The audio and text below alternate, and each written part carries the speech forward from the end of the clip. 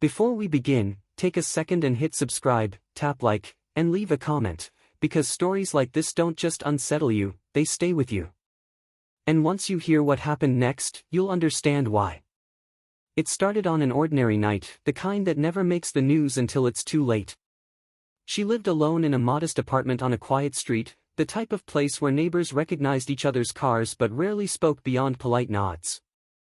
Friends described her as cautious, independent, but kind, almost too kind. She believed that helping someone for a moment didn't mean inviting danger into your life. That belief would become the last decision she ever made. Just after sunset, she encountered him. A stranger. He didn't look threatening. No raised voice. No aggressive behavior. He claimed he was stranded, that he needed a place to stay just for the night. One night. He promised he'd be gone by morning. Security cameras nearby would later show the two of them entering her building together. Nothing appeared forced. No struggle. No urgency. Just a woman holding the door open and a man stepping inside. That was the last confirmed sighting of her. The next morning, she didn't show up for work. Her phone went straight to voicemail. At first, no one panicked. She was known to keep to herself. But by the second day, friends felt something was wrong. By the third, police were called. When officers entered her apartment, the scene was unsettling in its normalcy. Her purse sat untouched on the kitchen counter. Her phone charger was plugged in. There were no signs of a struggle. No broken furniture. No blood.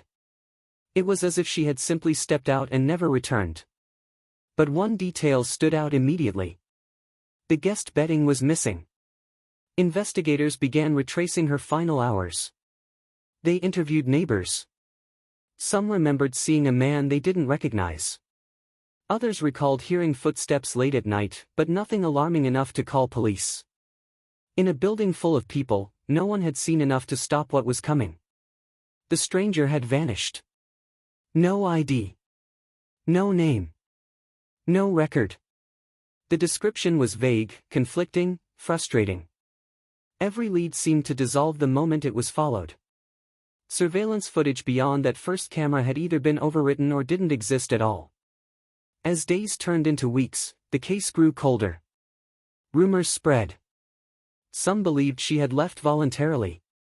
Others feared the worst.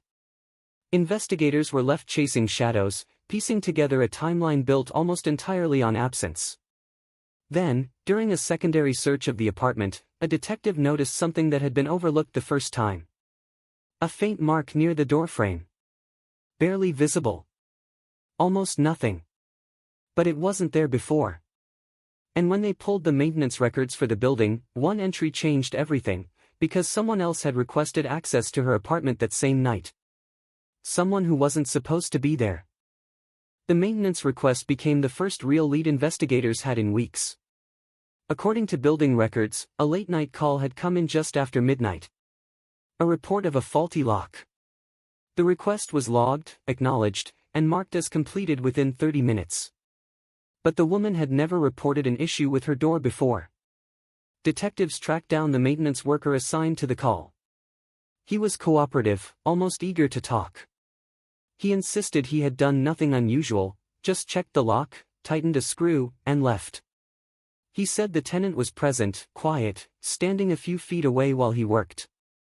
He remembered her clearly. What he didn't remember was the stranger. According to him, no one else was in the apartment. That contradiction set off alarms.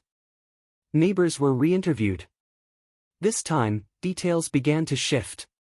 One resident recalled hearing voices, low, tense, arguing, sometime after midnight. Another mentioned footsteps pacing the hallway far later than usual. A third said they saw a man leaving the building early in the morning, wearing a jacket that didn't match the weather. None of them had spoken up sooner because none of it had felt urgent at the time. Investigators widened the search. They pulled cell tower data, credit card activity, transit footage. Her phone had gone dark shortly after the maintenance visit. No outgoing calls. No messages. No movement. It was as if her digital footprint had been erased in a single moment. Then the evidence began to thin instead of grow.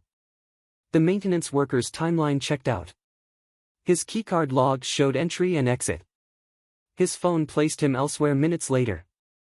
Whatever had happened in that apartment, it hadn't left a clear mark on him. Attention returned to the stranger.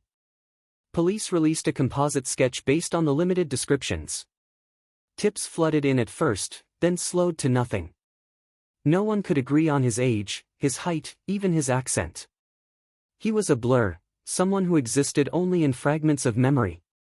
As pressure mounted, a new development rattled the investigation.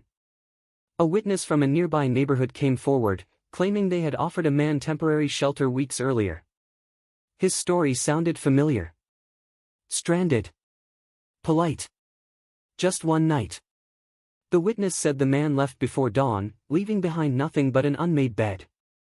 When detectives arrived to follow up, the witness was gone. The apartment was empty. Furniture removed. Lease terminated early. No forwarding address. Someone was moving faster than the investigation. Then, buried deep in old case files, a detective found something chilling. A pattern. Similar disappearances. Different cities. Same circumstances. Women living alone. A stranger. One night of kindness. And none of them had ever been found. As the realization set in, investigators understood the terrifying possibility they were facing. This wasn't an isolated case. It was a series. And the person responsible might still be out there, looking for the next door that would open. By the time investigators acknowledged the pattern publicly, it was already too late to stop what had begun decades earlier. The task force assembled quietly. They avoided press conferences, avoided naming a suspect, avoided causing panic. Instead, they worked backward through time, pulling reports from cities hundreds of miles apart. Different jurisdictions. Different years. Same chilling details. A woman living alone. A stranger asking for temporary help. One night. No signs of violence. No body. What haunted detectives most was how ordinary each disappearance looked on paper. No forced entry. No ransom. No sudden withdrawals. The victims didn't fit a single profile except for one fatal trait, empathy. The break came from an unexpected place. A retired investigator reviewing archived evidence noticed something everyone else had missed. In multiple cases, there had been a maintenance visit, delivery, or utility check logged within hours of the disappearance. Always legitimate on the surface. Always someone who had access to buildings without raising suspicion. They narrowed it down to a man who had worked short-term contracts across multiple states. No fixed address. No criminal record. He moved constantly, just ahead of suspicion, just behind routine. When authorities finally located him, he was living under a different name, in another quiet neighborhood, surrounded by people who described him as polite and forgettable. The arrest happened without resistance. No dramatic chase. No confession. Inside his storage unit, they found nothing incriminating enough for a conviction. No trophies. No weapons. Just clothing, notebooks, and maps with cities circled in red ink. He never admitted to anything. Prosecutors charged him with obstruction, identity fraud, and unlawful access violations. Enough to put him behind bars, but not enough to answer the questions that mattered. The families were left with silence instead of closure. Years later, the woman's case remains open. Her apartment has new tenants now. The door frame has been repainted. The faint mark near the entrance is gone. Life on the street returned to normal, because it always does.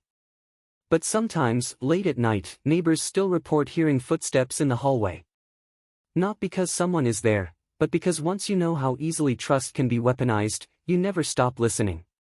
The man died in custody without ever telling investigators where the victims were taken, or if some of them were still alive when he walked away. And that's the part no one likes to admit. The danger wasn't just the stranger. It was the moment the door opened. If this story stayed with you, you're not ready for the next one.